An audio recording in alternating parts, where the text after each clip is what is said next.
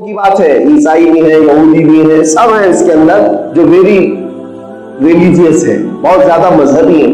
ان میں بھی 90% ایسے ہیں جو اپنے دین پر، اپنے مقدسات پر، اپنے خدا پر جان دینے کے لیے جو تیار ہے. 90% صرف مسلمان، باقی 10% میں پوری دنیا ہے. یہ چیز جو ہے دنیا کہتی ہے کہ یہ جو اس کا احساس ہے، یہ جو تعلق ہے اپنے رب سے، اپنے رسول سے، یہ ایسی چیز ہے جو اس کے سامنے جان سے بھی زیادہ بڑھ کر کے اہمیت رکھتی ہے. دنیا اگر کسی کو ڈراتی ہے تو کس بات سے ڈراتی ہے؟ یہ کب نہیں کرو گے تو پھانسی پہ چڑھا دیں گے، اگر تم ہماری بات نہیں مانو گے تو تمہیں قتل کر دیں گے. ہائیسٹ سزا دنیا میں موت ہے. سب سے بڑی سزا دنیا میں کیا ہے؟ پھانسی ہے، مار دینا ہے. موت کے بعد بھی کوئی سزا ہوتی ہے؟ موت سب سے بڑی سزا ہے. تو وہ جو سروے کرنے والا وہ کہتا ہے کہ یہ وہ لوگ ہیں جو موت سے بھی نہیں ڈرتے، جس کی وجہ سے یہ لوگ دنیا کو کھٹکتے ہیں. اقبال نے اسی کی ترجمانی کی تھی. یورپ یہ کہتا ہے یہ فاقہ کش موت سے ڈرتا نہیں ڈرا. مسلمانوں کے بارے میں یورپ کہتا ہے بھوکے رہتے ہیں، کچھ ہے نہیں ان کے پاس، لیکن موت سے ڈرتے نہیں. یہ فاقہ کش موت سے ڈرتا نہیں ذرا. اس کا علاج کیا ہے؟ روح محمدی اس کے بدن سے نکال دو. یورپ نے کہا تھا روح محمدی اس کے بدن سے نکال دو، تب تک یہ مرے گا نہیں. جب تک روح محمدی اس کے ساتھ ہے، سب لٹ جانے کے بعد بھی یہ زندہ کھڑا ہے. یہی وہ طاقت ہے میرے عزیز. بہرحال میں جو بات عرض کرنے جا رہا تھا وہ کچھ اور تھی. میں تمہارے متعلق یہ کہنا چاہ رہا تھا قیامت کے قریب جو بڑی علامتوں میں سے ہے وہ دجال کا آنا ہے. اس سے پہلے جو حالات ہونے والے ہیں وہ جنگ کے جیسے حالات جو آج پیش کیے جا رہے ہیں. یہ فیلڈ ہموار کی جا رہی ہے، میدان تیار کیے جا رہے ہیں، جگہ جگہ پر کسی طرح کے ووادت بیانات اور مسلمانوں کے نفس کو، ان کے نبض کو بھڑکانا، ان کی روح کو تڑپانا، ان کے کلیجے کو تکلیف دینا، جس کو وہ حضور پاک صلی اللہ علیہ وسلم سے سب سے زیادہ محبت رکھتے ہیں، ان مقدسات کو چھیڑ چھاڑ کرنا، یہ پوری دنیا میں چل رہا ہے. اور ایک بہت بڑی چیز جو دجال کے آنے سے پہلے ہونی ہے، احادیث کی روشنی میں ایک کام یہ کیا جائے گا کہ جتنا جھوٹ ہوگا اس کو سچ کر کے دکھایا جائے گا، اور جتنا سچ ہوگا اسے جھوٹ بنا کر دکھایا جائے گا. اسی کو دجل کہتے ہیں. دجل کا مطلب ہے حقیقت پر پردہ ڈال دینا، اسی سے دجال ہے. دجال اس کا نام کیوں ہے؟ وہ سب سے بڑا جھوٹا ہوگا. اسی لیے میں نے میڈیا کو بھی دجالی ہی کہا ہے ابھی تک. یہ کتنی ہے جھوٹ کو سچ کر کے دکھانا اور سچ کو جھوٹ، یہ اس کو عربی میں دجل کہتے ہیں، دجل. اور اسی سے دجال بنا ہے. اور اس کے آنے سے پہلے اس کے چیلے چپاٹے پوری دنیا میں یہی کام کریں گے. سارا جتنا بھی نظام ہے اس کو ایسا بناؤ کہ لوگوں کے دماغ میں وہی لگنے لگ جائے. دجال آئے گا تو کیا ہوگا پتا ہے؟ کیا ہوگا؟ وہ ایسی حرکتیں کر کے دکھائے گا کہ بھیڑ جمع ہوگی اس کے ساتھ، اور وہ کہے گا میں ابھی بارش برسا کر کے دکھاؤں. یہ چٹکی لے کر کے بارش برسا دے گا آسمانوں سے. یہ دجل ہے، شعبدہ بازی ہے، لیکن لوگوں کو نظر آئے گا. انگلی کا اشارہ یوں کر دے تو زمین سے سبزہ اگنے لگ جائے آنکھوں کے سامنے. کسی شخص کو مار دے گا اور پھر اس کو زندہ کر کے دکھائے گا. یہ اتنی بڑی بڑی جو حرکتیں، اتنے بڑے بڑے جو کام ہیں، عام لوگ دیکھ کر کے حیرت میں آ جائیں گے اور اس کو خدا مان بیٹھے گے، اور وہ گمراہ کرے گا لوگوں کو اور اپنے آپ کو تسلیم کرانے کے لیے سارے کام کرے گا. لیکن میرے آقا صلی اللہ علیہ وسلم فرماتے ہیں جو مومن ہوگا یہ سارے کام دیکھ کر کے بھی اسے ٹھکرائے گا اور کہے گا میرا رب اللہ، میرا رب اللہ ہے. میرے عزیزوں، اتنے بڑے بڑے دجال کی حرکتوں سے جو بندہ ٹس سے مس نہیں ہوگا وہی مومن ہوگا. اور دجال کیا کیا نہیں کرے گا. ایک بات یہ بھی بتا دوں آپ کو، آج جو حالات ہیں اس میں کچھ لوگ تماشا دیکھنے کی کوشش کرتے ہیں کہ ارے ہم بھی دیکھ کر کے آتے ہیں، ہو کیا رہا ہے دیکھیں گے نا ہم بھی. اس میں حدیث پاک میں ملتا ہے دجال جب آئے گا اور وہ کہیں اپنی شعبدہ بازی دکھا رہا ہوگا، اپنے کرتب دکھا رہا ہوگا. کچھ لوگ اپنے گھروں سے صرف یہ دیکھنے کے لیے جائیں گے اور گمراہ ہو جائیں گے. بلکہ جب وہ آئے تو اپنے بچوں کے اندر ایمان ایسا راسخ کرو کہ ہماری آزمائش آ گئی، ہمارا امتحان آ گیا. اگر وہ تمہیں ایک ہاتھ میں جنت دکھاتا ہے، یہ بھی حدیث میں ہے، ایک ہاتھ میں وہ دیکھنے کے لیے کہتا ہے تو ہرے ہرے باغات، خوبصورت ندیاں، نہر، نالے سب اس کے اندر نظر آئیں گے اور کہے گا مجھے مان لو میں اس جنت میں تمہیں داخل کروں گا. اور جو نہ مانے اس کو ایک بائیں ہاتھ میں وہ دوزخ دکھائے گا جس میں بھڑکتی ہوئی آگ ہوگی، طرح طرح کے اس میں عذابات نظر آئیں گے. اور اس بندے سے کہے گا اگر مجھے تو نہیں مانا تو اس میں داخل کر دوں گا. حضور پاک صلی اللہ علیہ وسلم فرماتے ہیں اس کی جو جنت ہے وہ حقیقت میں دوزخ ہے، اور اس کی جو دوزخ ہے وہ حقیقت میں اللہ کی جنت ہے. اگر تجھے وہ آگ دکھائے تو ڈرنا مت، اس کی آگ کو قبول کر لے، وہ اللہ کی جنت ہے، وہ اللہ کی جنت ہے. تو جائے گا، تکلیف کچھ نہ ہوگی، تو امتحان میں کامیاب ہوگا اور مولا تجھے جنت عطا کرے گا. وہ حقیقت میں اللہ کی جنت ہے. لیکن ان باتوں کو میں آپ کے سامنے اس لیے عرض کر رہا ہوں کہ دجال کے آنے کے وقت مومنین کیسے جمع رہیں گے، کیسے آپ ڈٹے رہیں گے، یہ مجھے سمجھ میں نہیں آتا. ایک چھوٹے موٹے بابا کے پیچھے یہاں لوگ دین بیچ دیتے ہیں، الٹے سیدھے ڈھکوسلے بابا. ممبئی میں اس بارے میں بڑی مشہور ہے، کسی کو کچھ کر کے دکھا دیا، بابا کے پیچھے پڑ گئے ہیں. تو جب دجال آئے گا تو تب کیسے ایمان بچاؤ گے؟ یہ تمہارے لیے بہت بڑی امتحان کی گھڑی ہوگی. اس لیے ایک وظیفہ بھی میرے آقا نے فرمایا، جو ہر جمعہ کو سورہ کہف کی تلاوت کرے گا دجال کے فتنوں سے اللہ اسے محفوظ رکھے گا. 15ویں پارے کی یہ سورۃ الکہف ہر جمعہ کو میرے عزیزوں تلاوت کر لیا کرو. اور پھر یہ بھی حدیث میں ہے سورہ کہف کی پہلی جو 10 آیتیں ہیں، 10 آیتیں جسے یاد ہو گئی، جن کے بچوں کو اور جن کے گھروں کو، ان کو اللہ تعالیٰ دجال کے فتنے میں مبتلا نہیں کرے گا. اور سب سے بڑا فتنہ دنیا کا دجال کا ہے، سب سے بڑا فتنہ.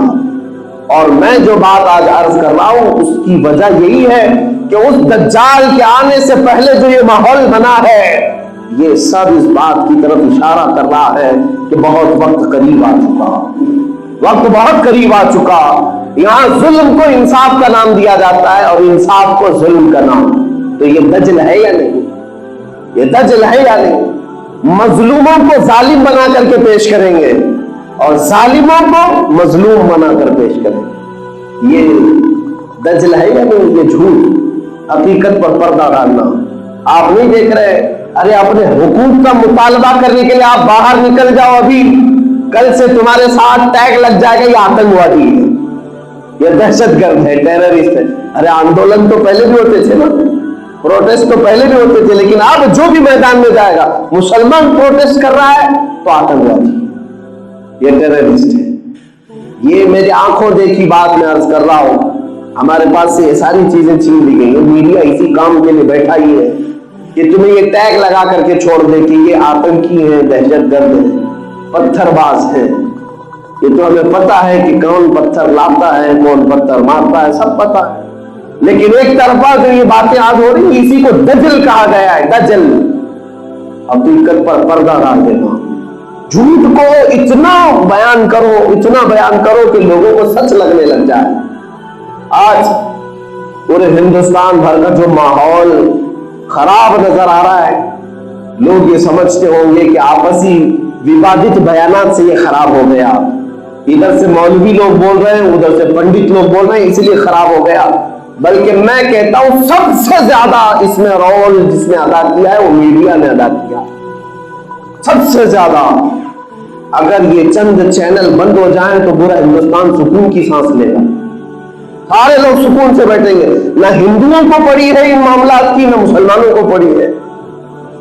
آج جو حالات پورے ورلڈ میں پھیلا دیے گئے، مجھے بتاؤ کیا یہ صرف اور صرف ہمارے پروٹیسٹ کی وجہ سے آج پوری دنیا بھر میں ہمارے ملک کے متعلق آلوچنا ہو رہی ہے؟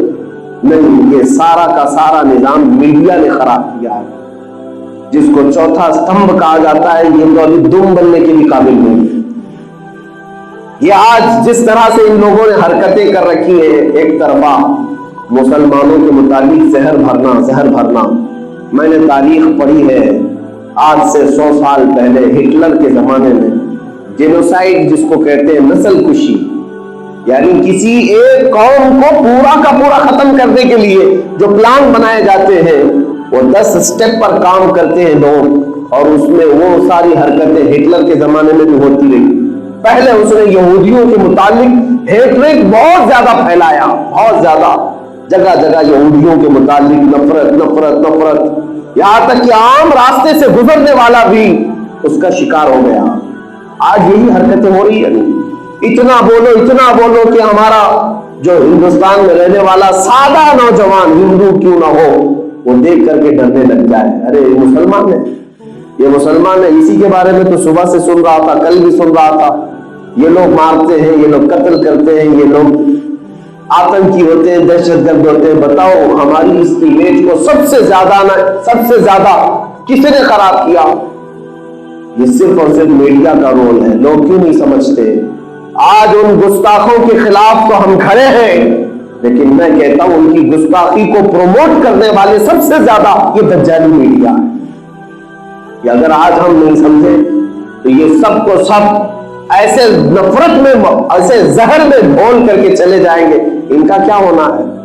ان کا چینل چل رہا ہے مسلمان کے نام سے، چینل چل رہا ہے مسجد کے نام پر، چینل چل رہا ہے ہمارے مینار، ہمارے گنبد کے نام پر. دیکھو آپ، ان کی ساری روزی روٹی مسلمانوں کے نام پر ہی چل رہی ہے. یہ چھوڑے تو دوسرا مدعا نہیں ہے. یہ دجل ہے.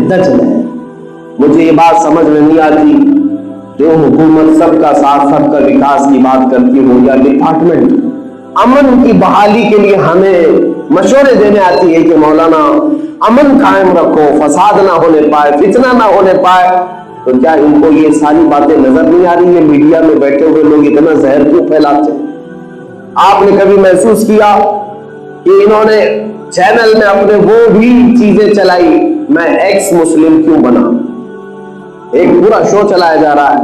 جو اسلام چھوڑ کر کے گئے ہوئے لوگ ہیں، ایسے ایتھسٹ، ایسے مرتد، ان کو ہاٹ سیٹ پر بٹھا کر کے ان کے ساتھ انٹرویو لیا جاتا ہے. آپ نے اسلام کیوں چھوڑا؟ آپ اسلام میں کیا کیا برائیاں دیکھتے تھے؟ یہ بھی کوئی نیوز ہے؟ یہ بھی کوئی چیزیں ہیں؟ یہ ہیٹ پھیلانے کا طریقہ ہے. کیا آج تک یہ نیوز چینلز پہ آپ نے دیکھا کہ کوئی کرسچینٹی سے بدل کر ہندوازم کو قبول کیا ہو، اس کو لا کر کے مہمان بنایا گیا، یا ہندو اپنے دھرم کو چھوڑ کر کے کرسچن بن گیا ہو، اس سے پوچھا گیا ہو کہ آپ نے ہندو کیوں، یہ سناتن دھرم کیوں چھوڑ دیا، ہندوازم سے کیوں چھٹکارا لے لیا؟ کبھی پوچھا گیا نہیں. ایکس مسلم کیوں بنا؟ اس پر تو پورے ڈیبیٹ چل رہے ہیں پورے چینل پہ، سارے کے سارے یہ لوگ تماشا کیا بنا ہے. عزیزان گرامی وقار، یہ باتیں ہمیں صاف نظر آ رہی. میں بولتا ہوں تو صرف اس لیے کہ میں نے ایک حدیث یہ بھی سنی ہے کہ دجال آئے گا نا حدیث پاک میں، لیکن اس کے آنے کے متعلق یہ فرمایا گیا جب تک علماء دجال کے بارے میں بولتے رہیں گے دجال نہیں آئے گا. یہ بات بھی سمجھ لیجیے آپ. جب اس کے بارے میں ذکر کرنا لوگ چھوڑ دیں گے، بھول چکے ہوں گے، تب دجال آئے گا. لوگ بھول چکے ہوں گے. آج تو تقریباً ایسا ہو گیا ہے کہ اس موضوع پر بیان بھی نہیں کیے جاتے. دجال کے دجل اور اس کے جھوٹ، اس کے فریب کو جس طرح سے آج پروموٹ کیا جا رہا ہے، اس کے بارے میں بیان بھی نہیں کیا جاتا. میں نے روایت میں پڑھا ہے کہ جب لوگ بھول چکے ہوں گے، اس کا ذکر بھی نہیں چل رہا ہوگا، اس وقت وہ دجال آ جائے گا. میں اسی لیے بار بار ذکر کرتا ہوں کہ مولا ہماری زندگی میں فتنہ نہ آئے، ہمیں اس فتنے میں مبتلا نہ کرے. اس لیے کہ حضور پاک دعا کرتے تھے اللہم ان اردت فتنة بعبادک فاقبضنا غیر مفتونین. اے مولا اگر تو اپنے بندوں میں آزمائش کا ارادہ کر لے، حضور کی دعا ہے، اگر تو آزمانے کا ارادہ کر لیا ہے اپنے بندوں سے تو مولا اس آزمائش سے پہلے تو مجھے موت عطا فرما، اس آزمائش میں اترنے سے پہلے ہمیں تو اٹھا لو. جب حضور کی دعا کرتے تھے تو ہم کیسے نہ کریں. اس لیے میرے عزیزو، آج جس طرح کے یہ ماحول پیدا کیے گئے ہیں، یہ ہمارا امتحان تو ہے، ہماری آزمائش ہے، لیکن میں آج جتنی بھی باتیں کہا ہوں یہ سب کان کھول کر کے سن لیں گے۔ میں آپ کو یہ باتیں صرف اتنی نہیں کہ آپ حاضرین سن رہے ہیں، دور تک بھی یہ لوگ سنتے ہیں۔ میں بھرپور مذمت کرتا ہوں اس ہیٹ ریٹ پھیلانے والے دجالی میڈیا کا کہ جی تم لوگوں نے پورے دیش کے ماحول کو خراب کر رکھا ہے، سب کے امن کو غارت کر رکھا ہے۔ کسی کو اتنی ضرورت نہیں تھی کہ مسجد کے معاملے پر، مندر کے معاملے پر اتنے وواد کھڑے کر دیے جائیں۔ یہاں پر آج لوگوں کے جاب کا مسئلہ ہے، روزی روٹی کا مسئلہ ہے، مہنگائی کا مسئلہ ہے، لوگ اپنے اپنے دکانوں میں جوجھ رہے ہیں، قرضوں میں کتنے لوگ پریشان ہیں۔ ان کے مداوا کرنے والا کوئی نہیں، ان کے متعلق پوچھنے والا کوئی نہیں۔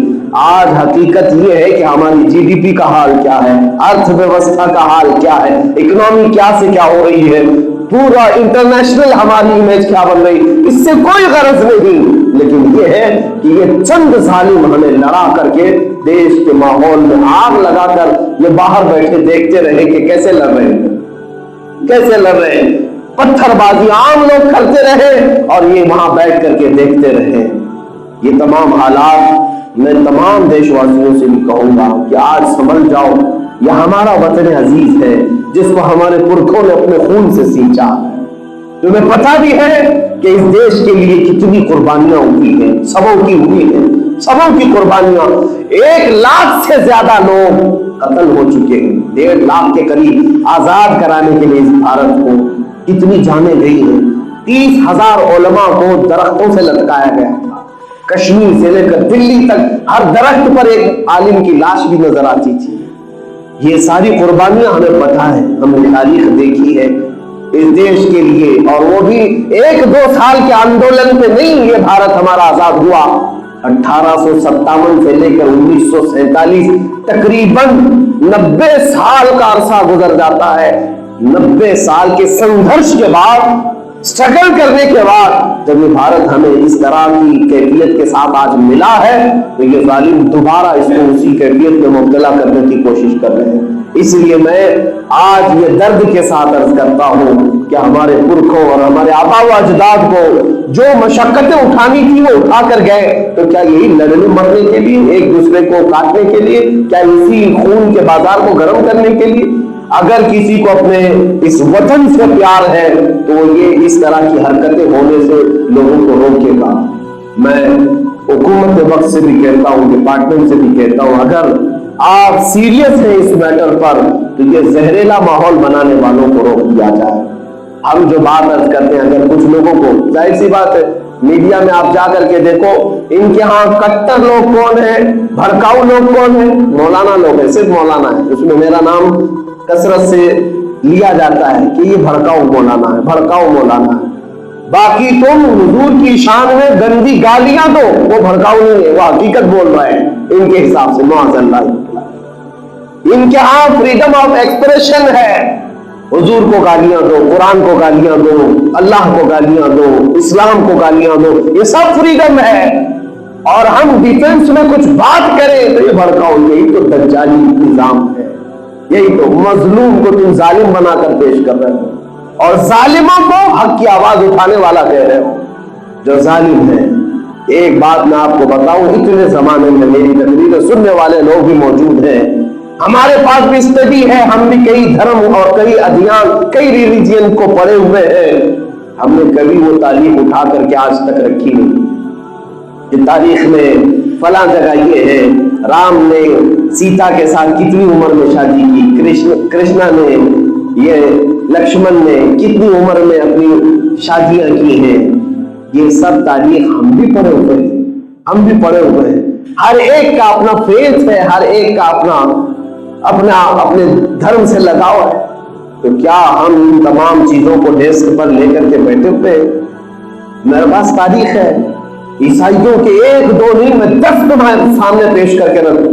سینٹ آگسٹین، راجا رچرڈ، ہینری، یہ سب وہ نام ہیں جنہوں نے 8 سال کی لڑکیوں سے شادیاں کی، 7 سال کی لڑکیوں سے۔ تاریخ میں یہ بھی موجود ہے۔ سناتن دھرم جس کو یہ لوگ کہتے ہیں، ان میں بڑے بڑے ان کے پرکھوں کی متعلق میں بتاؤں، 6 سال کی لڑکیوں سے بھی شادی ہے، 10 سال کی لڑکیوں سے بھی شادی ہے۔ وہ زمانہ تھا उस जमाने में मैच्योरिटी लड़कियों की उस तरह हो जाती थी। हमने कभी इन तमाम चीजों पर एतराज नहीं जताया, लेकिन ये पूरी दुनिया को बेवकूफ बनाते हैं। नबी पाक सल्लल्लाहु तआला अलैहि वसल्लम ने माँ आयशा सिद्दीका से 9 साल की उम्र में शादी की। ओ ऐसा कर दिया, बच्ची से निकाह कर लिया, बच्ची से। जालिमों, तुम्हें खबर क्या है लड़कियों के साइकोलॉजी को, उनकी तबीयत को हर जमाने में, हर मौसम में, हर इलाके में अलग अलग अंदाज से डिफाइन किया गया है। तुम जिस कुएं में रहते हो, मेंढक जो है उसी को पूरी दुनिया समझती है। पता ही नहीं है अरब का मौसम क्या है, अरब का माहौल क्या है, अमेरिका में मैच्योरिटी क्या होती है, अफ्रीका में मैच्योरिटी क्या होती है। आज भी फर्क है, आज भी। अगर आज 18 साल की लड़की के लिए यहाँ पर हमारा देश मैच्योरिटी का एक सर्टिफिकेट देता है कि ये शादी के लायक लड़की है, तो दूसरी कंट्रीज क्या पूरी दुनिया में 18 साल की उम्र है? सारे वर्ल्ड में 18 साल की उम्र है? जाओ आज अमेरिका में, चाइना में 21 साल की उम्र। 21 साल से पहले वाली को नाबालिग कहते हैं। 21 की अगर उम्र नहीं है तो नाबालिग है उनके यहाँ। इसका मतलब यह हुआ कि हिंदुस्तान के जितने भी लोग 19 साल की लड़की से शादी किए, तो चाइना वालों के नजदीक नाबालिग लड़की से निकाह किया। हर एक जमाने में, हर एक इलाके में, हर एक मौसम की मैच्योरिटी अलग है लड़कियों की। अमेरिका में कुछ ऐसे स्टेट्स हैं जहां खुद एक कानून नहीं है। एक कानून पूरे जो स्टेट्स ऑफ अमेरिका है, यूएसए में, सब जगह लड़कियों की मैच्योरिटी की एक उम्र नहीं रखी गई। बाज जगह 18 है, बाज जगह 16 है, बाज जगह 20 है, अलग अलग एक दूसरे का जो इख्तिलाफ है। और जब हम पिछले जमाने में जाएं तो वहां पर लड़कियों की मैच्योरिटी बहुत जल्द हुआ करती थी, बहुत जल्द हुआ करती थी। अब यहाँ पर मौजूद बड़े लोग जो हैं वो खुद ही अपने माँ बाप की शादी के बारे में पूछ ले, पता चल जाएगा। अक्सर पुराने जमाने में, अभी के हमारे वालिदैन के जमाने में, हमारे दादा दादी नाना नानियों के जमाने में निकाह कब हो जाते थे, शादियां कब हो जाती थी, पूछ ले। आज भी ये रिवाज था, 14 साल की लड़कियों से शादी हो जाती थी। आज भी राजस्थान में कई इलाके ऐसे हैं जहां पर शादी कर दी जाती है 14 साल की लड़कियों की। तो मेरे अजीज, के दुनिया को जो बेवकूफ बनाया जा रहा है, यह हकीकत में एतराज नहीं, इनको हुजूर की जात पर कीचड़ उछालना मकसद है और मुसलमानों को ठेस पहुंचाना मकसद है। इंशाअल्लाह अजीज, ये फकीर इन तमाम चीजों के एतराजात के जवाब 17 तारीख को जरूर अता करेगा इंशाअल्लाह। नबी पाक सल्लल्लाहु तआला अलैहि वसल्लम के मुतालिक जिस कदर तुमने भद्दे एतराजात किए, ये फकीर सारी चीजों को लेकर हाजिर रहेगा इंशाअल्लाह। लेकिन मैं तमाम मोमिनीन से यह कहता हूं कि तुम भी हुजूर की सीरत पढ़ो और इसमें कोई भी अपने अंदर कायरता ना लाए और कोई भी सुबकी महसूस ना करे, अरे क्या हमारे नबी की जात में ऐसे ऐसे मामला थे। हरगिज़ नहीं, तुम्हारे रसूल वो है जो कायनात में उनका मिस्ल कोई हो ही नहीं सकता, ना उनके अखलाक के बराबर, ना उनकी तालीम के बराबर, ना उनके हुस्न के बराबर। इसीलिए आला हज़रत ने फरमाया, तेरे खुल्क को रब ने अजीम कहा, तेरे खुल्क को रब ने जमील किया, कोई तुझसा हुआ है ना होगा शाह, तेरे खालिक के हुस्न व अदा की कसम। सारे अच्छों से अच्छा समझिए जिसे, है उस अच्छे से अच्छा हमारा नबी। सारे ऊंचों से ऊंचा समझिए जिसे, है उस ऊंचे से ऊंचा हमारा नबी। अल्लाह करीम हम सबको हक बोलने की तौफीक अता फरमाए और हक पर कायम रहने की तौफीक अता फरमाए। मोमिनीन से मैं गुजारिश यही करूंगा कि कभी खौफ दिल में न लाया करो और कभी कोई गैर कानूनी काम में हम दाखिल नहीं हो रहे हैं। अल्लाह का फज़्ल करम और एहसान अजीम है। इन फितनों के दौर में अल्लाह ताला ने अगर हमें जुबान दी है तो हमारे नबी की इज्जत पर जुबान हम इस्तेमाल करेंगे।